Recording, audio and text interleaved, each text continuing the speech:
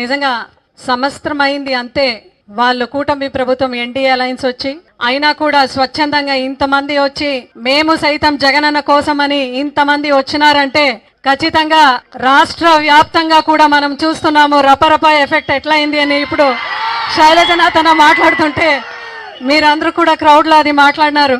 ఈరోజు నిజంగా చెప్పాలంటే శైలజనాథ్ అన్న చెప్పినారు ఈవీఎం ఎఫెక్ట్ ద్వారానే వాళ్ళు ఈరోజు అలయన్స్గా ఉన్నారని. అది ముమ్మాటికి సత్యమే. ఎందుకంటే జగన్మోహన్ రెడ్డి గారు రాప్తాడుకు బయలుదేరి వచ్చినప్పుడు, సత్తెనపల్లికి వచ్చినోడు, పొదలికి వచ్చినోడు కూడా మనం చూసినాం. ప్రజల అభిమాన నాయకుని చూసేకి ఎంతమంది వచ్చినారని. ఆ ఒక్క జనసంద్రం చూసి ఈరోజు కూటమి వాళ్ళందరూ భయపడి మన పైన కేసులు పెట్టి ఆకాంక్షలు విధిస్తున్నారంటే నిజంగా మనం ఎక్కడ కూడా ఓడిపోలేదు. మనం గెలిచినాం. ప్రజాక్షేత్రంలో ఖచ్చితంగా మనం గెలిచినాం. సంవత్సరం అయింది, అయినా కూడా సూపర్ 6 లో ఏ ఒక్క హామీ కూడా నెరవేర్చలేని ప్రభుత్వం ఈ కూటమి ప్రభుత్వం. పవన్ కళ్యాణ్ గారు అయితే ఎక్కడ మిస్సింగ్ అయిపోయినారా అనేది ప్రజలందరికీ కూడా ఇంకా తెలియట్లేదు. అప్పుడప్పుడు మాత్రం ఆయన కనిపిస్తుంటాడు. మొన్న కూడా మనం రిలీజ్ చేసినాం హిందూపూర్ ఫంక్షన్ లో కూడా మిస్సింగ్ అయినారు అని కూడా పవన్ కళ్యాణ్ గారికి. అంటే సనాతన ధర్మ గురించి ఆయన ఎప్పుడు మాట్లాడతాడంటే కూటమి ప్రభుత్వం ఎన్డీఏ అలయన్స్ లో ఎక్కడైనా ఆయనకి ఏదైనా లోప కనపడితే మాత్రము ఎక్కడ కూడా ఆయన కనపడ్డు. మహిళా పక్షపాతి అని చెప్పినాడు.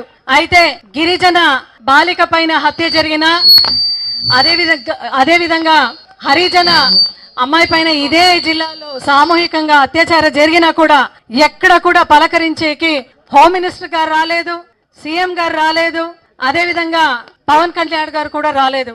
మహిళలకు ఎక్కడ కూడా రక్షణ లేని ప్రభుత్వం ఈ యొక్క ప్రభుత్వం. ఈ రోజు కూడా చూస్తే ఒక్క సంవత్సరం అయినా కూడా గత ప్రభుత్వం జగన్మోహన్ రెడ్డి గారని మాట్లాడతారే తప్ప ఎక్కడ కూడా వాళ్ళ డెవలప్మెంట్ ఎక్కడ జరిగింది అని కూడా ఏ మాత్రం మనము చూసే కూడా ఏ మాత్రం కూడా మనకు అవకాశం లేకుండా పోయింది.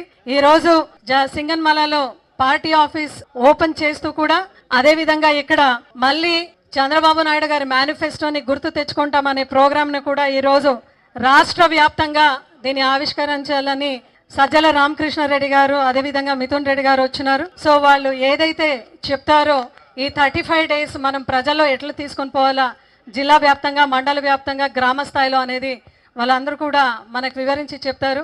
దయచేసి మన బలం అంతా కూడా గ్రామంలో ఉంటుంది కాబట్టి ప్రతి ఒక్కరు కూడా ఈ కార్యక్రమాన్ని చాలా ప్రెస్టీజియస్గా తీసుకొని ఈ 35 డేస్ లో ఇంటింటికి కూడా వాళ్ళు ఏదైతే తప్పుడు హామీలు ఇచ్చినారో అనేది మనం ప్రతి ఇంటికి కూడా 1,60,00,000 కుటుంబానికి తెలియజేసే బాధ్యత మన పైన ఉంది. కాబట్టి ఈ బాధ్యతని అందరూ కూడా పరిపూర్ణంగా చేస్తామని చెప్తూ అవకాశం ఇచ్చిన మీ అందరూ కూడా మరొకసారి ధన్యవాదాలు